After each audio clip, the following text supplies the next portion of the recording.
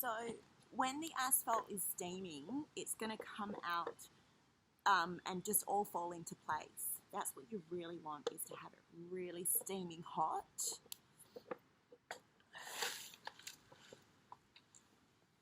Woo!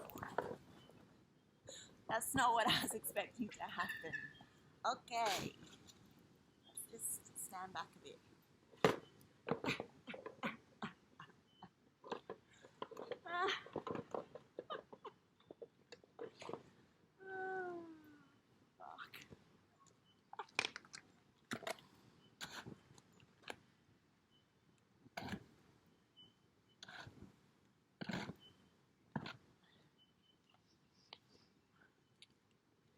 Alright,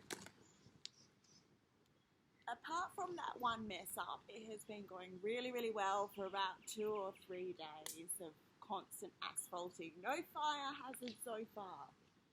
That was the first one.